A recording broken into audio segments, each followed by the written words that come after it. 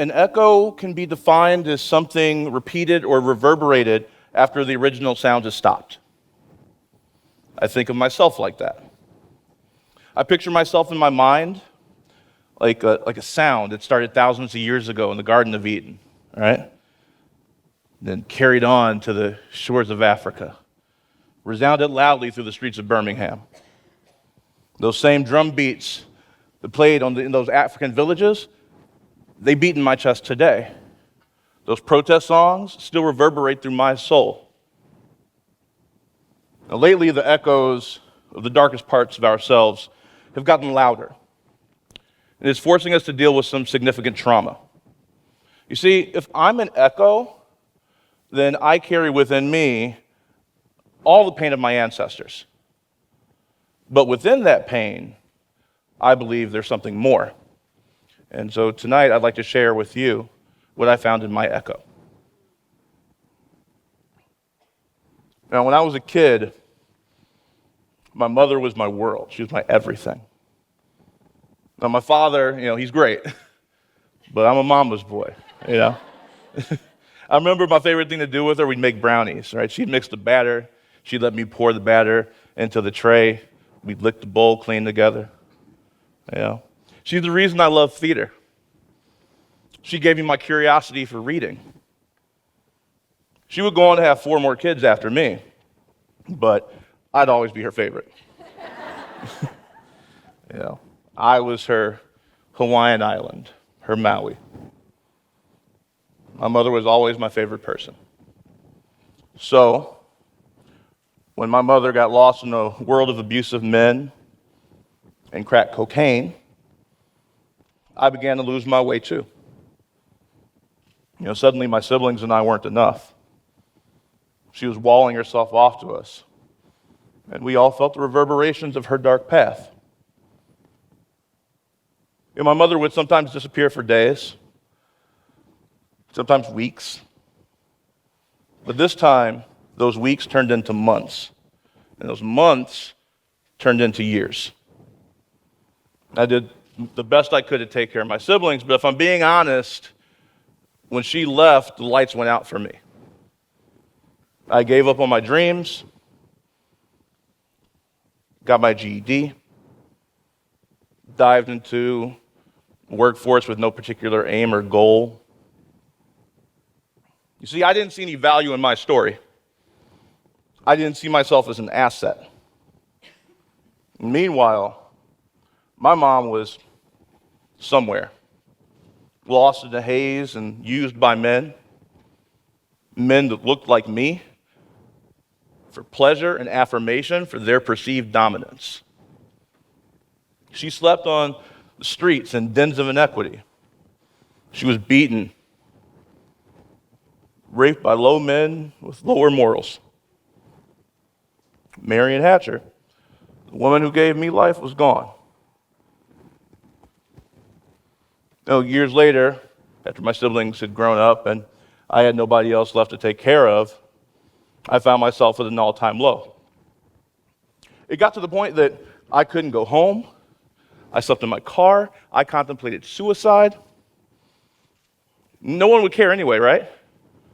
I just wanted my story to end. But here's the thing. My mother's story did not end with abuse and drugs. She got out. I got out. She got clean. I got clean. She used her story. I've used my story. I got pardoned. I've helped thousands of women change the world. I used the pain, the abuse, and the failure to save others from that darkness. I'm the chronicler of my story. Now, while my mom was turning her life around, I was still in that victim space. But the power of her story once again began to shake up my life, as it had when I was young. except this time, instead of pushing me into the darkness, it was pulling me into the light. She inspired me to redefine my life on my terms and live my life like it mattered, right? Like my big, beautiful black life mattered. That's right. But I realized other stories matter too, right? Whoa. Even as my own narrative was being marginalized, I was marginalizing others. So I started to listen to other narratives, echoes of their pain and their potential. I started going to village board meetings, protests, anywhere where people were demanding to be heard. I started to listen for the first time. It's true that life is big and mean, and it often isn't fair. And it's really true that dominant culture tries to write our narratives. But the deeper truth is that we can tell it better. We can echo love into the world. It means we choose what we leave behind. And if generational trauma is real, so is generational love. Right? I carry my ancestors' pain.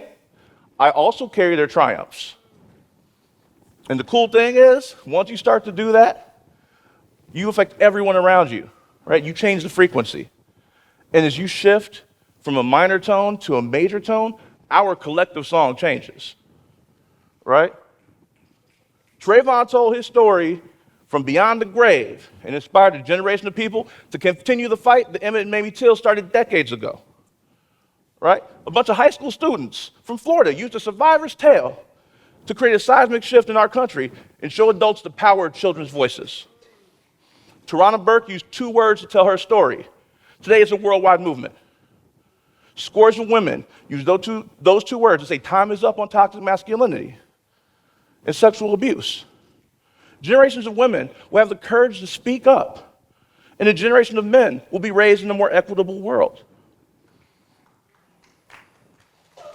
Marian Hatcher, a drug-addled prostitute, changed the national conversation on sex trafficking. She used her darkest days to save innumerable women. And my son.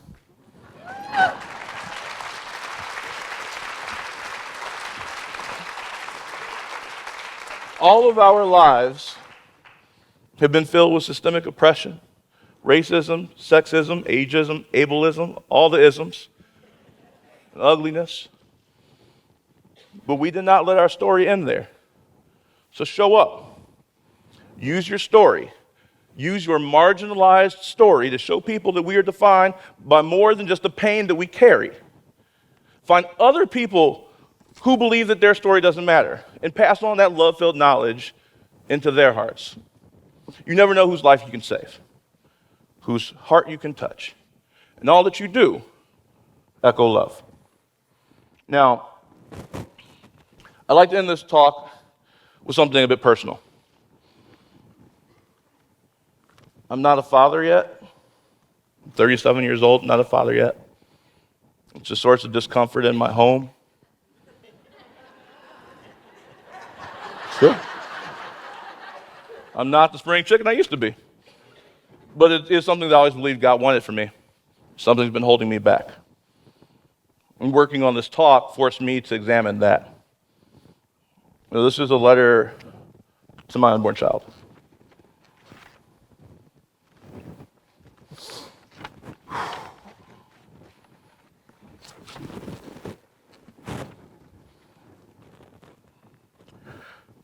Dear Echo, I'm sorry. I'm sorry for the weight I'm obligated to pass on to you. You will be born innocent and limitless in your potential, and my first act as a father will be to traumatize you with the burden of being black in a white world. It is not my intention to do this. I'm sorry that you will go through life being marginalized by people that do not see all of you. I'm sorry you will be ignored by your teachers when you ask to be seen. I'm sorry people will regard your pain as fantasy, and I am sorry that the world can be so cruel. Mostly, though, I'm sorry that I let all of those other things keep us from meeting each other. I'm sorry that I did not see all the amazing things I would pass on to you. You will be so strong because of your heritage. You come from grand traditions of queens and slaves who found ways to exist and live and laugh and create, all while being lynched and raped. You come from a legacy of inventors and doctors and activists who changed the world with love, all while being bombed and killed. I'm sorry it took me the better part of 40 years to realize that. I can't wait to meet you. I hope you can forgive me for my foolishness in delaying our meeting. I can't wait to see the person you become. I can't wait to see how you find ways to be free in a world that would shackle you. And I can't wait to see what you will leave behind and what kind of echo you will be. With love and resistance, Dad. Thank you.